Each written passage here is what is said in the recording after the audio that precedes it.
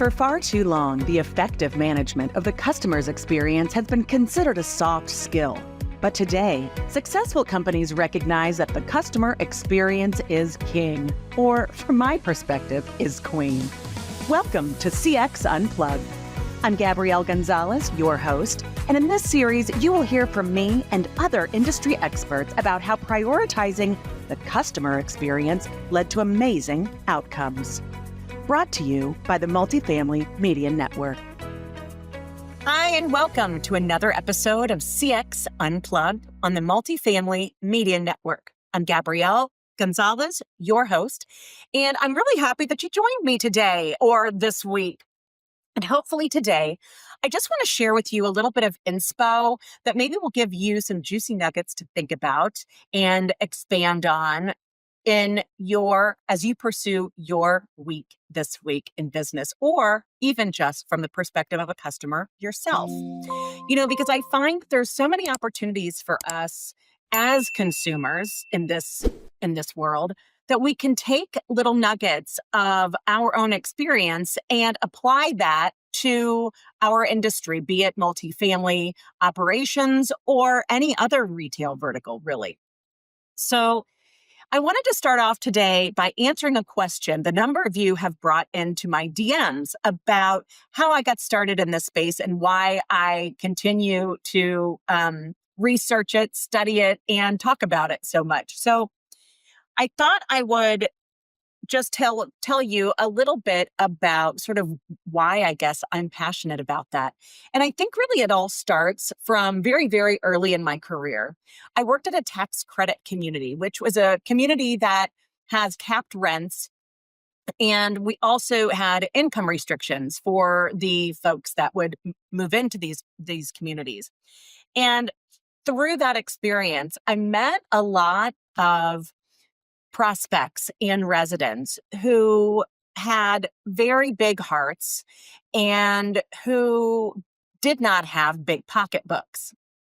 And so in many scenarios, they had not been exposed to or experienced a high level of customer service. And I think many of them had even shared with me that they were just not accustomed to being cared for so warmly or invitingly.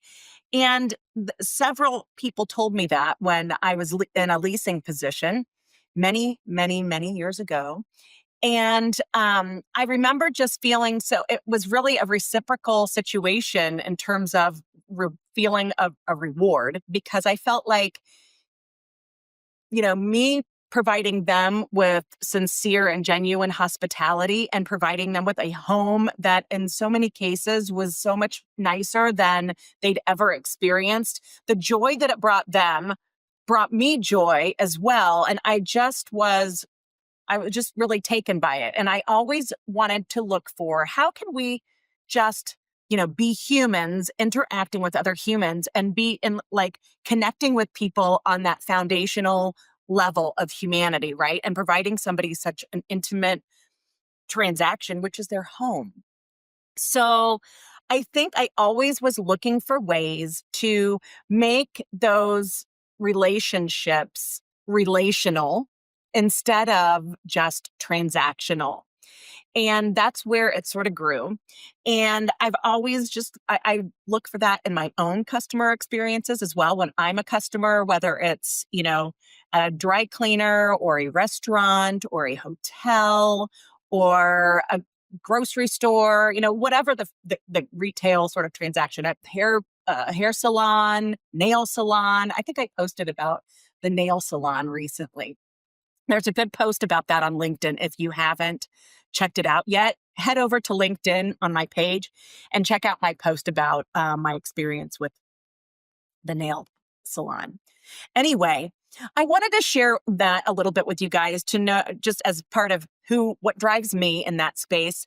And I also wanted to provide you guys with some data, right, to help you understand, and to help even pitch that to others within your organization about why investing in customer experience is no longer an option. It's just not something that maybe we'll do. It's absolutely got to be a budget line item which has to be driven from your mindset. So I want to give you some data to help with that today. Also, I'm going to give you a couple of resources from some of my faves, some oldies but goodies that maybe you will want to look into and utilize, put into your library as well. And hopefully that can just be some great info for you. So let's get to it. I wanted to share a really great story with you from one of my favorite books, which I'll show you in just a second. But here, let me read you the book or the story, or I'll maybe paraphrase it. This story, the point of it is talking about how you need to hire people who have the ability to care for your customers. So again, hiring people and bringing people inside of your organization who have the ability and the capacity to actually connect with people on that fundamental human level. And that will also take the opportunity to do that when it's available. So they need to recognize the opportunity and then they need to act on it. So here's a story.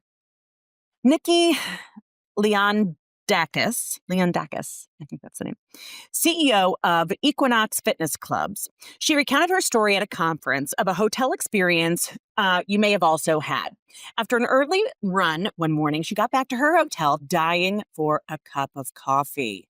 The restaurant wasn't open yet, so she asked the front desk clerk if she could just go grab her a cup of coffee out of the kitchen.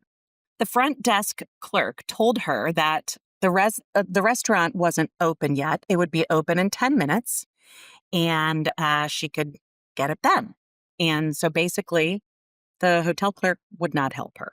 That hotel clerk could have easily walked a few steps into the kitchen where the coffee was surely being brewed, right? And gotten it for her and just seized the opportunity to really exceed somebody's expectations. And that customer would have been really singing her praises, right? Instead, what happened is this customer, this Leondakis, I really can't say that very well, but Leondakis at the conference, she told a whole bunch of people at the conference that she was speaking to. She's written the story now in this particular book, and the story is being shared all over the place. Now, obviously not the actual hotel name, but that's what people do when they write reviews, right? They put the actual hotel name or the property name or whatever the case may be. So it's really important to recognize that in these moments when your customer is in need or has a worry or problem, people who are chosen for their ability to kind of rise to the occasion and who can and want to connect with humans as another human and really be helpful, those are the people that are going to help drive your organization to great success because they're caring for other people. I thought that was just a great little example from here, one of my favorite books. It's this one. It's by Jeanne Bliss, and the name of the book is Would You Do That to Your Mother? And she's got the Make Mom Proud standards. There's so many great excerpts in this book that can really, again, doesn't matter what the industry is. You can apply them get cautionary tales, if you will, from some of these and apply them in your business.